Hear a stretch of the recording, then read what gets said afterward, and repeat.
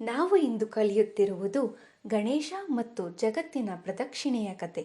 ಒಂದು ದಿನ ದೇವರ್ಷಿ ನಾರದರು ಕೈಲಾಸಕ್ಕೆ ಬಂದು ಶಿವಪಾರ್ವತಿಯರಿಗೆ ಒಂದು ವಿಶೇಷವಾದ ಜ್ಞಾನದ ಹಣ್ಣನ್ನು ನೀಡಿದರು.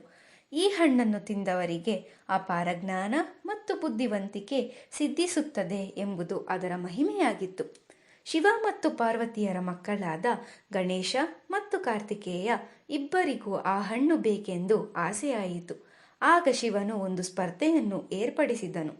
ಯಾರು ಈ ಇಡೀ ಪ್ರಪಂಚವನ್ನು 3 ಬಾರಿ ಮೊದಲು ಸುತ್ತಿ ಬರುತ್ತಾರೋ ಅವರಿಗೆ ಈ ಹಣ್ಣು ಲಭಿಸುತ್ತದೆ.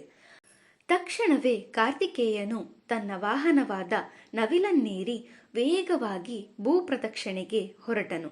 ಸಮುದ್ರ, ಬೆಟ್ಟ, ಗುಡ್ಡಗಳನ್ನು ದಾಟುತ್ತಾ ತಾನೇ ಗೆಲ್ಲುತ್ತೇನೆಂಬ ಆತ್ಮವಿಶ್ವಾಸದಿಂದ ಹಾರಿದನು.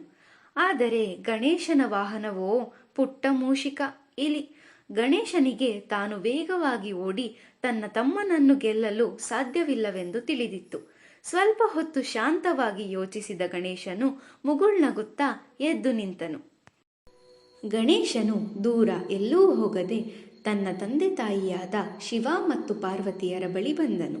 ಭಕ್ತಿಯಿಂದ ಅವರಿಗೆ 3 ಬಾರಿ ಪ್ರದಕ್ಷಿಣೆ ಹಾಕಿ ನಮಸ್ಕರಿಸಿ ಹಣ್ಣನ್ನು ನೀಡುವಂತೆ ಕೇಳಿಕೊಂಡನು.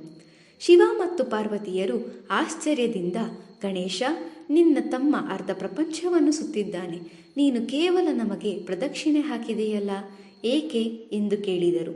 ಆಗ ಗಣೇಶನು ವಿನಯದಿಂದ ಹೀಗೆ ಉತ್ತರಿಸಿದನು: ಒಬ್ಬ ಮಗನಿಗೆ ತನ್ನ ತಂದೆ ತಾಯಿಯೇ ಇಡೀ ಪ್ರಪಂಚ, ನಿಮ್ಮನ್ನು ಸುತ್ತುವುದೆಂದರೆ ಇಡೀ ಬ್ರಹ್ಮಾಂಡವನ್ನು ಸುತ್ತಿದಂತೆ ಎಂದು ಹೇಳಿದನು. ಗಣೇಶನ ಈ ಜಾಣ್ಮೆ ಮತ್ತು ಭಕ್ತಿಗೆ ಮೆಚ್ಚಿದ ಶಿವಪಾರ್ವತಿಯರು ಜ್ಞಾನದ ಹಣ್ಣನ್ನು ಗಣೇಶನಿಗೆ ನೀಡಿದರು.